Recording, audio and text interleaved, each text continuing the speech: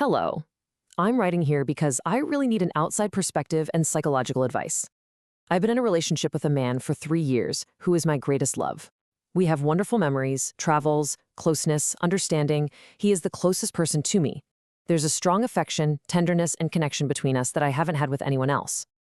The problem always comes when the relationship becomes more serious, when we talk about living together, a future, a family. Then a strong fear is triggered in him and he leaves. He says he's suffocating, that he's not ready, that he wants to take it easy, even though he wants to go out with other people.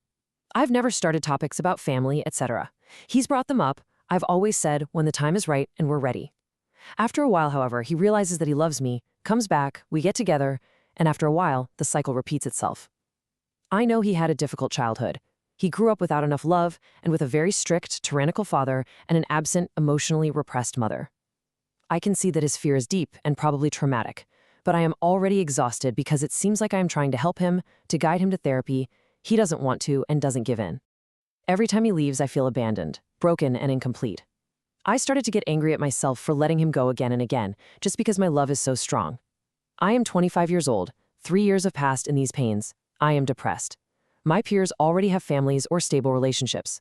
The truth is that without him, I feel like half of me is missing. And with him, I live in constant fear of when he will run away again. My question is it possible for a person with such a fear of intimacy to really build a stable relationship? And how do I know if I should fight for us or find the strength to break this cycle that is already destroying me emotionally? I would be grateful for opinions from people with experience, both personal and professional. First of all, thank you so much for sharing this. It takes a lot of courage. What you're describing is, well, it's just a deeply painful and confusing situation. You can feel the love and the connection, which of course makes the whole push and pull dynamic even harder to bear. Okay, let's try to unpack what's really happening here and look at this through a psychological lens. You know, what you've laid out here, as unique as it feels, is actually a classic and very recognizable pattern. In psychological terms, what you're likely dealing with is a deep fear of intimacy, which often comes from what we call an avoidant attachment style. And the key thing to realize is that it's a cycle, a very predictable and, as you've said, completely exhausting cycle. Now, take a look at this. This cycle probably looks incredibly familiar, doesn't it? It all starts with things going well, the connection gets deeper, but for someone with this attachment style, that closeness actually feels threatening. It sets off this internal alarm, a fear of being trapped or losing themselves. That's when his childhood trauma gets activated. He gets that suffocated feeling and has to pull away. But then what happens? Once there's distance, his anxiety goes down, and all those feelings of love come rushing back. And that's what brings him back to you, only to start the cycle all over again. So this is really, really crucial to understand. This behavior, this push and pull, it's almost certainly not a sign that he doesn't love you. In fact, the love is probably very real. And that's exactly what makes this whole thing so baffling and so heartbreaking. The issue isn't a lack of love. It's what happens inside of him when that love starts to feel too real, too close. The real root of this pattern is in his past. That difficult childhood you mentioned, it basically created an emotional blueprint for him. It taught him on a deep, subconscious level that real connection might be dangerous or controlling, or that it just won't last. So when your relationship gets serious, that old traumatic programming just takes over, and his primary impulse is to escape to what feels safe, which for him is being alone. And all of this brings us right to your first question, which is honestly the question everyone in your position asks. Can this person change? Is it even possible for someone with this deep-seated fear of intimacy to build a stable, healthy relationship? Okay, the short answer is yes, it is possible. But, and this is a really, really big but, it comes with some major conditions. Change isn't passive. It doesn't just happen. It requires the person, first and foremost, to acknowledge that the problem is inside of them. They have to take personal responsibility, not just blame the relationship for feeling suffocated. And most importantly, they have to commit to doing the hard inner work, usually with a professional, and make a conscious decision to stop running away when that fear kicks in. And this is one of the hardest truths to swallow in these situations. Your love, no matter how strong or pure or patient it is, cannot heal his trauma. In fact, as you've already experienced, the closer you get and the more love you show, the more it actually activates his fear. Your love becomes the very trigger for his need to pull away. So we have to start asking a different question. For the past 3 years, you've probably been caught up in asking, does he love me? And the truth is, he probably does. But that question is keeping you stuck in this painful cycle. It's a dead end. This is the question that will actually lead to clarity. Because love without stability, without emotional safety, well, it leads to exactly what you're feeling right now, exhausted and depressed. A healthy partnership needs both. And right now, you have the love, but you don't have the stability. So let's move on to your second question, which is maybe the hardest one of all. How do you know if you should keep fighting for this or if it's time to find the strength to leave? Now, I can't answer that for you, but I can give you a framework to help you find the answer for yourself. Let's start with something you wrote that is so incredibly insightful. This sentence right here is a huge signal.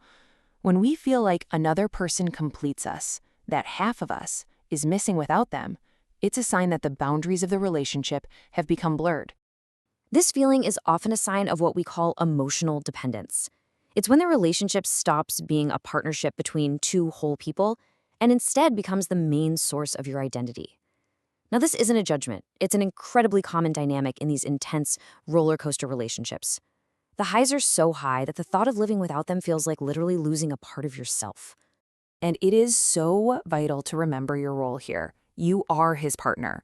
You can love him, you can support him, you can be there for him, but you are not his therapist, and you are not his savior. You cannot rescue him from his childhood trauma. Trying to do that will only drain you, which you're already finding out. His healing is his own journey to take. So, to find your path forward, let's get really practical. I want you to take some time and sit with these next 3 questions. And the only rule is that you have to be radically honest with yourself, without any judgment. Okay, first question. I want you to imagine the future based on the reality of today, not on his potential. So picture it. It's 5 years from now, and absolutely nothing has changed. You're still living this exact same cycle of him getting close, pulling away, and coming back. Is that a life you would choose to stay in? Second question. Think about the emotional price of admission for this relationship. You said you live in constant fear of when he will run away again. Are you prepared to accept that feeling as a permanent part of your life?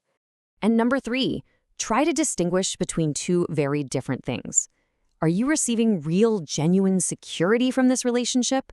Or are you receiving a potent cocktail of intense love mixed with a constant, draining dose of anxiety? Because healthy love is meant to feel like a safe harbor, not a constant storm. Thinking through those questions brings us to a final and really crucial reflection on what's going on here. This might be the single most important insight for you. Your deepest pain right now might not actually be his actions, but your own hope. You're in love with him, yes, but you're also in love with his potential. You're in love with the person you know he could be if only he would heal. But we can't build a relationship on potential. We have to build it on the reality of who a person is today.